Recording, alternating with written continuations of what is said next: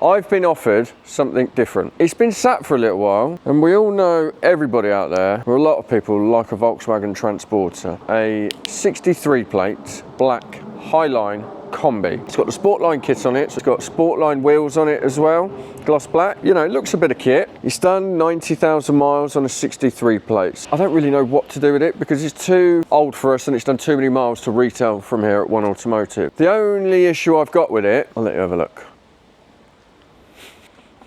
As you can see, it's a little bit dirty. Can't even write my name in it. Whew, that's hot, that is. Jesus. So, a little bit dirty. For those of you that don't know my name out there, that's a James. It's got this cool honeycomb gloss black grille on the front bumper. This is the Sportline kit, the front bumper kit. So they're the Sportline alloys, but it's definitely needs a good valet. And it needs to be driven, it needs to be looked after, it needs to be used, but a solid tailgate. So when this is cleaned up, this will look nuts. It's got a nice spoiler, the roof bars. It's got the 2 and the 1 rear seats. Folds forward like that. They're all removable. I need to do a couple of panels. Me and Steve need to cut a couple of panels and carpet them because they've been taken out. So it must have had velour inserted panels. It's got a carpeted roof. It's got great spec. Electric windows, electric folding mirrors, heated mirrors, cruise control, sat nav, it's got aircon. I'm not really sure what to do with it. I've been offered it at a good price. I don't know whether to keep it for myself or raffle it off. We've been having quite a few people asking us to raffle cars, and I think this would be an ideal candidate for it. 6-speed manual, 2 single seats with armrests both sides. It's got loads of room in here. It's like driving my conservatory down the road. This car is so airy. It's almost like driving my conservatory down the road. Also fix in the back, you know, stick your dogs in the back, stick your bikes in it, in the back. You know, these are proper bits of kit, these vans. You know, they're made well. Volkswagen have done an amazing job. I think they are a lot of money for what they are, if I'm being honest. You know, we do like a Transit here at One Automotive. You get amazing spec and things on a Transit for a good 5 to 10 grand less than you'd find the equivalent one of these. But hey, that's everyone's personal preference, and that's the beauty of cars and vans. Ultimately, I'm not going to get very far with it looking like this. I need to valet it. So, big dog coming out of retirement. So I'm going to detail this van. I'm going to bring it back to its glories of how it should look, make the paint look shiny. I'm going to mop it, I'm going to polish it, I'm going to detail it, you know, just transform the vehicle, and then I'll have a better idea, and you'll see what it'll look like and how well it will come up, because it will look amazing once it's done. I think I'll be guided by your comments. Keep it or raffle it off. Actually drives really well. So this is the bi-turbo, 2 litre bi-turbo, 180 brake horsepower, 6-speed manual box, cruise control. Oh, a really good engine. Good on fuel this engine is, compared to the non-bi-turbo. I know all of you out there are going to start with your comments about the bi-turbos and the problems that they do have, and they're quite common, but this has been done. So I've seen the paperwork, I've seen the receipts. This has only just recently been done, so that doesn't worry me at all. I'm really upset Nico now. I'm going to ask him if he can move that. I'm going to play a trick on him. Tell him I need this doing and finishing today. Can you leave that now? Because I need this doing today, finishing. I need it mopping, I need it polishing. So I need to, well actually you need to finish that one. That needs to be fully valeted. Darren, does. So we need to finish that completely. Yeah. And I need this one finished completely today. Mopped, polished, internal seats done and everything. Can I have some of what you're sniffing? I don't sniff anything. Reality. Yeah. It's all reality. Right. Okay. So I'll leave this here, yeah? Yeah. Is that all right? Absolutely fine. Yeah, make sure it's locked up safely overnight, won't you? Yep. Yeah. Is that all right? Yeah, absolutely. We cool. can benefit. Excellent. That's what we like to hear around here. And I'm only joking. I know you are. I'm only joking, but what have you got inside? Do you want to whip that inside and I can wash it?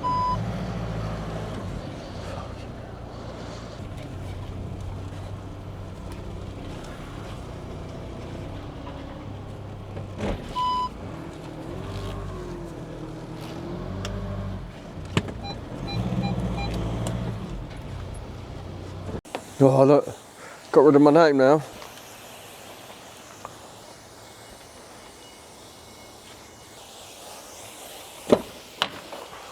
Jesus, dusty. Shall So what I'm going to do, because it's so warm out here, I'm going to do one side at a time. So what I'm doing is I'm putting TFR, traffic film remover, just to loosen all the dirt, debris, any bugs, dust, grit, grime, because you don't want to start just washing the car or any vehicle directly without jet washing it with TFR first, because it just loosens up all the muck and crap. And then you jet wash this, then you can wash the car, because then basically what you're not doing then is moving grit and stones and dust around with a sponge, which will scratch the paintwork.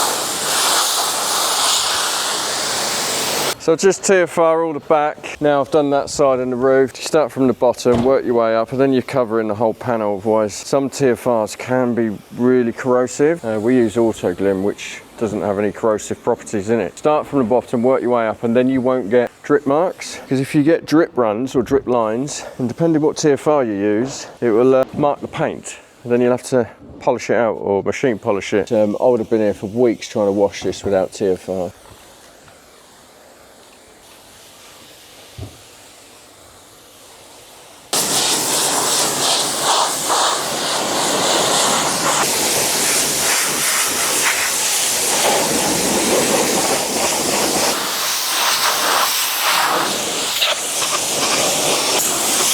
Well, a bit of advice I'll give you to jet wash your car, and especially when you're doing the wheels, is to jet wash your tyres first. Because jet wash your tyres first, what you're actually doing is you're cleaning just in front of the tyre. So when you come to jet wash your wheel, you're not going to flick stones up or any grit or dust or stones really onto the paintwork or onto your wheels. So when you do come to wash it, you don't get any in your sponge or your wash mitt. So I always do the tyres first, go round like that, and then the wheels. Because in that way you've cleaned all around there. And then when you wash, more than likely you might touch the sponge or your wash mitt on the floor and pick up some stones, but if you've already jet washed them away, then they won't be there, or you won't jet wash them onto your wheel. So what I'm going to do now, because it is a hot day, and even though the sun's gone in, it's a black car, so it's going to be hot. So I'm going to wash one side, rinse it off. I'm going to wash the back, rinse it off. Wash the other side, rinse it off. You get my point. Wash the roof, rinse that off. So I'm going to do them in sections, bubbles, or the shampoo doesn't dry on the car, and then it can be an absolute nightmare to try and get that off once they dry on the car. So always try and keep the car wet, hose it down, keep it hosed down, especially if you don't have it under cover or don't have somewhere you can do it under cover. Fingers crossed the sun goes in or it's a cloudy day, that would be ideal. But obviously if the sun's out, always just try and keep the vehicle wet, because it makes it a lot easier come to rinse it off, and obviously the car won't dry with the bubbles on it. I'm going to spray it with some more TFR, because it's obviously been sat for a little while and it's got quite a lot of dust on it. And traffic film, because that's what it's called, traffic film technically, with bugs, sand, grit, dust. But if your car's already, pretty clean anyway, you don't need to put another second application of TFR on it, only because this one is bad. I can feel it on the paint, it's really rough, so that needs a really good polish. Let's get right underneath the bumpers. Always looks good when you clean them. If you miss them, it just looks horrible. It's just those little detailing bits. Spend a lot of money on our vehicles, so just enjoy washing them. If you do, take your time.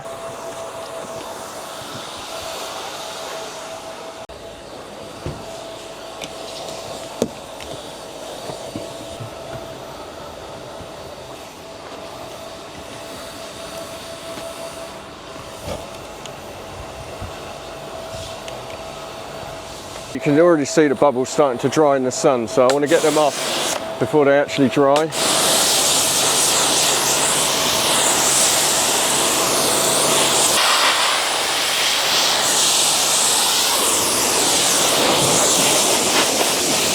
forgot how much hard work this is. Christ. used to do 3 vehicles a day, 3 to 4 cars a day I used to do. Nice to see me doing some work. Charming. Thanks for the support. Work every day. Graft. Just not like this anymore. I've done this for years. That's why I feel I wish I never accepted the challenge from Darren now. Trying to regret it slightly. Roof, done. So I'll jet wash the roof. Do the passenger side, done. And then this side, do the wheels. There's finito. So this is non-caustic wheel cleaner. Obviously always make sure if you're using wheel cleaners not to spray or brush it on while your wheels are hot. That is an absolute no-no. Even if your wheels are hot, it's still a cleaner, so it will mark your wheels. And especially if you've got diamond cut alloys, it will tarnish the lacquer, then you'll have to have them re-diamond cut. I remember when I first started doing valeting, and I set my detailing business up in 2002. A friend of mine at the time, he bought a 2-year-old Mercedes SL500, straight from Mercedes. He paid 40 grand for it or something stupid. He asked me if I could come around in the afternoon. He picked up in the morning, took it for a drive, done a couple of 100 miles on it. He said, "I can come around and wash and polish it for him." Yeah, no problem. I, like a absolute retard, sprayed wheel cleaner on his wheels while they were hot. And as you can imagine, you know how that went down. So I learnt the hard way very, very quickly. We should get it dried and get it polished. Some people use 2 mitts or wash mitts or sponges. I mean, that is a craft. That's an art form in their own. It's like Mr. Miyagi. Wax on, wax off, wax on, wax off. I mean, I can't do that. But I can feel no grit, no stones or anything in this sponge. I just run my hand over it in this wash mitt. I can't feel anything. And that's because obviously I've TFR'd it, jet washed it prior to washing it. He's just blowing all the crap off it.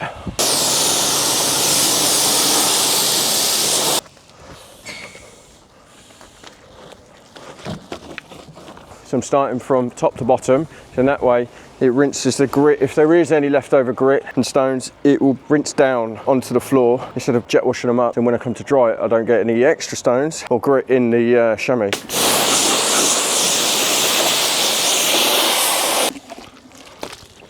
Wash that goodness into the paint.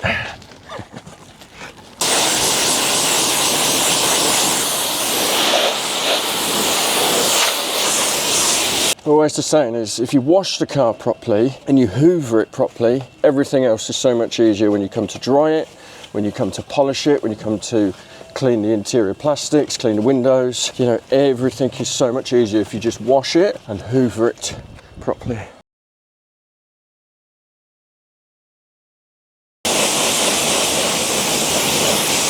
So I'm just drying it, and then you'll see, right, so I don't know if you can see that from here, where I wrote my name in it when we were around the corner. If you can just see that in there, can you still see? So if you can see that, I've actually marked the paint, and that's what the dust will do.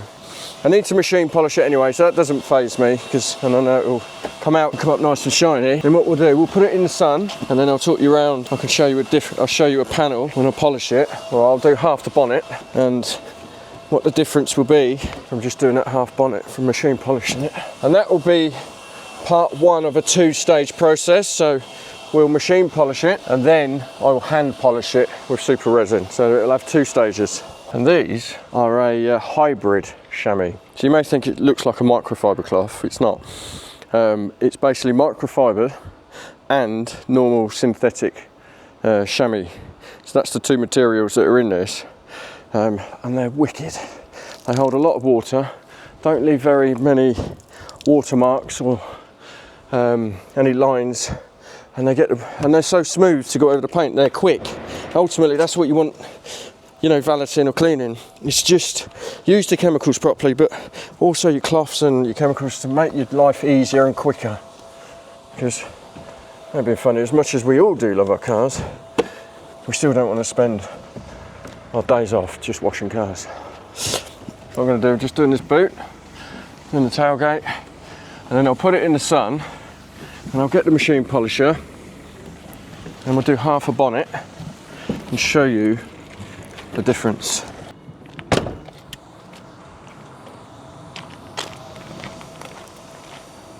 Right, so I've got our trusty friend, the machine polisher. So we have a battery machine polisher, a cordless one, an epic bits of kit. So I put it in the sun so we can try and see what the difference is. I mean, it looks much better now, but it's not great. It still needs, it's flat. So it's flat in a lot of places, and it needs bringing back. Needs the gloss bringing back. I can see my name still where I wrote my name when it was dusty. Don't go too quick, because if you go too quickly with the machine polisher, you'll more than likely burn the lacquer, and then you'll have to have the panel repainted, or you'll burn the polish, and it will be an absolute nightmare to get the polish off if you burn it on. So just go slowly, take your time with it. You're kind of massaging your paintwork. And you can, I can speed it up because I've done a lot of machine polishing, but you just got to keep it moving.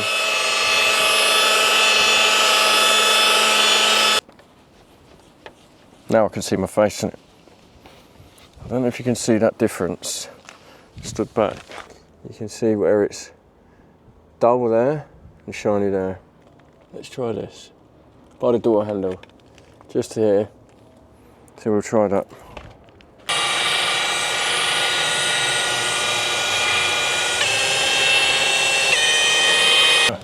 Look at that. Look at the difference in that to that. So that's what we're trying to achieve today. So I've got some work ahead of me.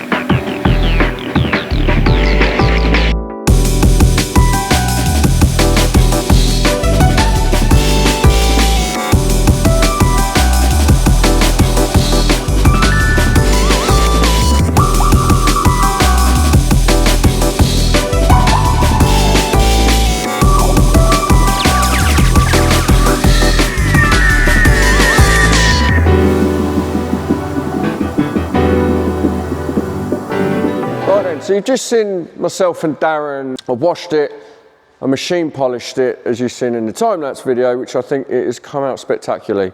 The van's not finished yet, so we've got one last thing to do to this van now, and we have to make some new panels up for the interior ply lining. Now the van has already been carpeted and insulated, but the inserted panels are missing. I don't know why they're missing, I don't know where they've gone, but obviously I can't do anything with the van, or no one can do anything with the van. It doesn't look great, and they need doing, as you have just seen in some of the clips. So what we're going to do here, we've got some 5.5mm ply, got a couple of sheets of this, we've got 4 panels to make. So what I'm going to do, I've got some templates of some other ones that we keep in stock. Obviously I don't want to use these, because if I use these, I haven't got a template for another transporter. So what I'm going to do here is I'm going to mark round this template of one of the inserted panels. I'm going to cut it out with a jigsaw, and then we're going to carpet it as well. And then we're going to fit the panels. I am using a cordless jigsaw. I've also got a sanding disc for all the burred edges, all the splinters that are on the edge, because obviously I don't want to rip the carpet when we spray the glue on and then try and stretch the carpet. The van's already been insulated, but this will help insulate it as well if someone does decide they want to sleep in it, if they go camping or fishing. But it's also proper interior camper van carpet that we use, and we're using a charcoal grey colour. So the panels are going to look mega, and then we're going to put the panels on the tailgate panel to do, and we've got a couple of panels on the interior to do, and it's going to look mustard when it's done. It's going to look really good. So yeah, I'm going to get on.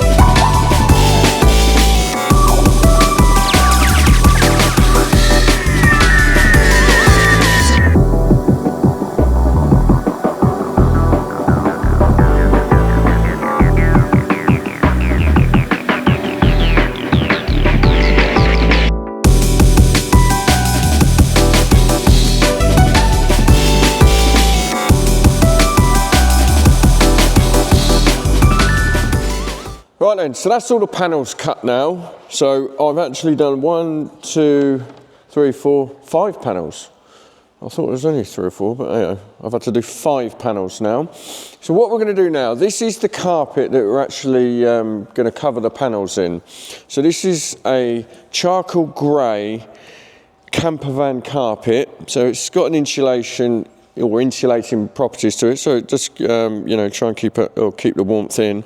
It's a 4-way stretch carpet, so when we glue it to the front of these panels, we can actually stretch it in 4 different directions, so you don't get any creases and you can smooth it out flat.